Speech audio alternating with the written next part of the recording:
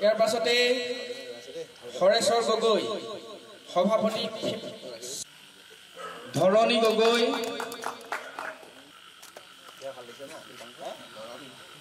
টুটুল গগৈ মুনিন্দ বৰা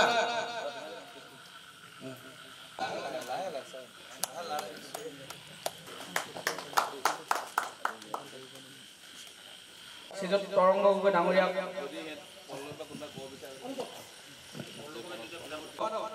পল্লৱ গগৈ ডাঙৰীয়া পল্লৱ বৰা ডাঙৰীয়া বক্তব্য সামৰণি মাৰিলো ধন্যবাদ ধন্যবাদ জনাইছো এনেকুৱা ধৰণৰ কাৰ্যসূচী থাকি নিজৰ মনটো ভাল লাগে যে বিধায়ক হিচাপে আমি প্ৰায় বিগত 4 বছৰ কাম কৰিলোঁ আৰু যেতিয়া বিৰোধী দলৰ ভাল নেতাসকল বা বিৰোধী দলৰ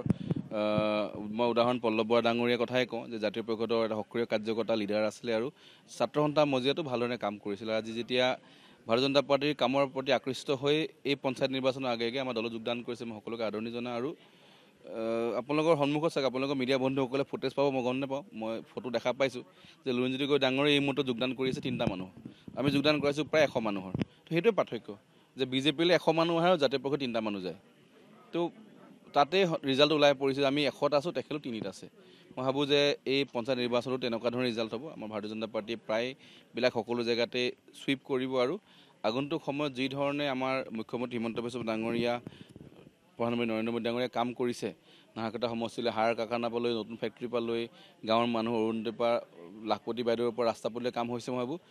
100% ব্যক্তিয়ে ভাৰতীয় জনতা পাৰ্টীৰ পক্ষত থিয় দিব আৰু তাৰে প্ৰমাণ আজি অকমকৈ যোগদান কাৰ্যসূচী ছাত্ৰ সন্থাৰ বন্ধুসকল কংগ্ৰেছ পাৰ্টীৰ পৰা বন্ধুসকল জাতীয় পৰিষদৰ পৰা বন্ধুসকলে যোগদান কৰিছে সকলো পাৰ্টিতেই এই ধৰণৰ জোৱাৰ উঠিছে বিজেপি যোগদান কৰিবলৈ এইটো এটা অকল পঞ্চায়তৰ যোগদান কাৰ্যসূচী তেনেকৈ প্ৰত্যেক পঞ্চায়তৰে বিৰোধী দলৰ নেতাসকলে আমাক যোগাযোগ কৰি আছে যে আমি কেনেকৈ এই পঞ্চায়ত নিৰ্বাচনৰ যেতিয়া প্ৰচাৰ চলিব সেই সময়ত আমি যোগদান কৰোঁ মই ভাবোঁ খুব কম সময়ৰ ভিতৰতে নাহৰকটাত বিৰোধীবিহীন হৈ পৰিব আৰু সকলো ফালে ভাৰতীয় জনতা পাৰ্টি জয় হ'ব লুৰিণজ্যোতি গগৈ ডাঙৰীয়াই 2বাৰ নিৰ্বাচন খেল নাহৰকটীয়া সমষ্টিত একবাৰ বিধানসভা এবাৰ লোকসভা বুলি কওঁ আৰু 2বাৰে তেখেতক মানুহে অলপ হ'লেও সঁহাৰি দিছিলে অলপ ভোট পাইছে নোপোৱা নহয় যদিও আমি জিকিছোঁ কিন্তু তেখেতেও কিবা এটা ভোট পাইছে কিন্তু 2বাৰ হাৰি এবাৰ দেখা পাইছোঁ তেখেত অলপ খোৱাং সমষ্টিত প্ৰচাৰ কৰি আছে বা চাগে বিধায়কটো চবেই কৈ আছে যে তেখেত খোৱাঙত খেলিব নাহৰকটীয়া কাৰ্যকৰ্তাসকলক কি হ'ল চবকেতো দলনিত পোনা মেলা এৰি থৈ গুচি গ'ল দেহেকে মানুহবিলাকে জাতীয় পৰিষদৰ পতাকা লৈ প্ৰচাৰ কৰিলে আৰু নিজৰ স্বাৰ্থত হাৰা বুলি দেখি পাই খোৱাঙলৈ গুচি গ'ল তো যেতিয়া খোৱাঙলৈ মই ভাবোঁ যে পলাই গ'ল বুলি ক'বলৈ বেয়া হয় কিন্তু এৰি গ'ল বুলিয়ে কওঁ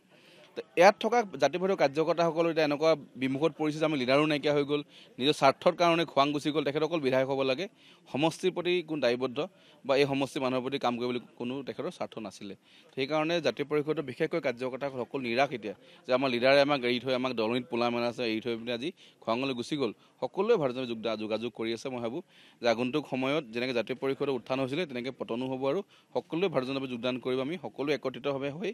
আমি আগন্তুক সময়ত নাহৰকটীয়া উন্নয়নৰ কাৰণে কাম কৰিম লুৰিণজ্যোতি গগৈ যে নাহৰকটীয়া সমষ্টিত আছে সেই কথাটো আচলতে মই নাভাবোঁ কাৰণ তেওঁ যদি থকা হ'লে তেওঁ যদি অহা 26 চনত যদি তেওঁ আকৌ যদি তেওঁ প্ৰতিদ্বন্দ্বিতা আগবঢ়াম বুলি ভাবিছিলে নাহৰকটীয়া সমষ্টিৰ পৰা তেওঁ নাহৰকটীয়া সমষ্টিত বিভিন্ন প্ৰান্তত আহি বা আমিও তেতিয়া সেইটো সময়ত আমি জাতীয় পৰিষদত আছিলোঁ গতিকে আমিও মানে তেওঁক যদি আমি মাজত পোৱা হ'লে আমিও 26 চনৰ কাৰণে গতিকে তেওঁক সাজু কৰি বা আমি নিজে হ'লেও মানে আশাত কিবা এটা কৰিব পাৰিলোঁ হ'লে গতিকে আজি বৰ্তমান সময়ত তেওঁ খোৱাঙত ক'ৰবাত খেলাৰ কথা মানে আলোচনা হৈ আছে গতিকে আমি চৰম অনিশ্চয়তাত ভুগিছোঁ আমি যেন আমাৰ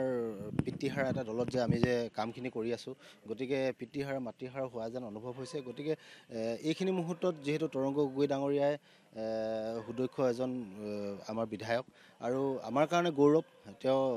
আমাৰ সন্মানীয় মুখ্যমন্ত্ৰী ডাঙৰীয়া নিচেই ঘনিষ্ঠ আৰু গতিকে আমি নাহৰকটীয়া সমষ্টিবাসী হিচাপে অনাগত দিনত আমি যদি আমি নাহৰকটীয়া সমষ্টিৰ তৰংগ গগৈ ডাঙৰীয়াক আমি আগবঢ়াই দিব পাৰোঁ অনাগত দিনত আমাৰ নাহৰকটীয়া সমষ্টিয়ে পাবলগীয়া বহুত আছে বুলি মই ভাবোঁ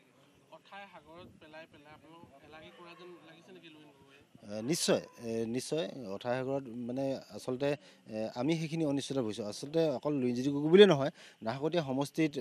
তৰংগ গগৈ ডাঙৰীয়া অহা 26 চনত আৰু 8 মাহ আছে ইলেকশ্যনৰ কাৰণে গতিকে এইখিনি মুহূৰ্তত তৰংগ গগৈ ডাঙৰীয়াৰ লগত প্ৰতিদ্বন্দ্বিতা আগবঢ়াবৰ কাৰণে বৰ্তমান সময়ত অইন কোনোবা প্ৰাৰ্থী আছে বুলি মই নাভাবোঁ আৰু আজি প্ৰণতি ফুকন ডাঙৰীয়া আছে বিগত দিনত তেওঁৰ কৰ্মৰাজিক আমি দেখিছোঁ আৰু আমি সেই সময়ৰ প্ৰতিচ্ছবি আৰু এই প্ৰতিচ্ছবিৰ মাজত সম্পূৰ্ণ পাৰ্থক্য আছে গতিকে আমি সেইখিনি ক্ষেত্ৰত আমি জোখ মাখ কৰিছোঁ আৰু আমি সকলোৱে সমাজ সচেতন এজন ব্যক্তি গতিকে আমি সকলোৱে বিচাৰ বিবেচনা আমাৰ নিজৰ আছে গতিকে নিজৰ বিচাৰ বিবেচনাৰে আমি আজি সুস্থ মগজুৰে আমি এই দলটোত যোগদান কৰিছোঁ নিশ্চয় পলম হৈছে গতিকে পলম হোৱাৰো কাৰণ আছে প্ৰথম পৰ্যায়ত তৰংগ গগৈ ডাঙৰ লুঞ্জিত গগৈ ডাঙৰীয়া সমান্তৰালভাৱে ইলেকশ্যন খেলিছে আমি তৰংগ গগৈ ডাঙৰীয়াকো আমি এইখিনি ক্ষেত্ৰত আমি আগতে পোৱা নাই আৰু লুঞ্জিত গগৈ ডাঙৰীয়া প্ৰথম পৰ্যায়ত ইলেকশ্যন কৰিছে গতিকে কোনে ভাল কাম কৰিব বা আমিও সদায় মানে লুঞ্জিত গগৈ ডাঙৰীয়া যে জিকিবই তেনেকুৱা ধৰণে আশাৰে আমি খেলিছিলোঁ গতিকে সেইটো সময়ত তেওঁ পৰাজয় বৰণ কৰিলে আৰু বিগত দিনত আৰু সৰ্বানন্দ সোণোৱাল ডাঙৰীয়া আৰু লুঞ্জিত গগৈ ডাঙৰীয়াৰ মাজত ৰাজনৈতিক যুঁজখন হ'ল সেইটোতো সেইখিনিতো আমাৰ সৰ্বানন্দ সোণোৱাল ডাঙৰীয়াই জয়লাভ কৰিলে গতিকে এইখিনি ক্ষেত্ৰত আমি আচলতে এটা আশাত থকা নিচিনা হৈছিলে যাৰ এতিয়া আৰু সেই আশাটো আমি যে কেতিয়াও আৰু আমাৰ আৰু আশা নাই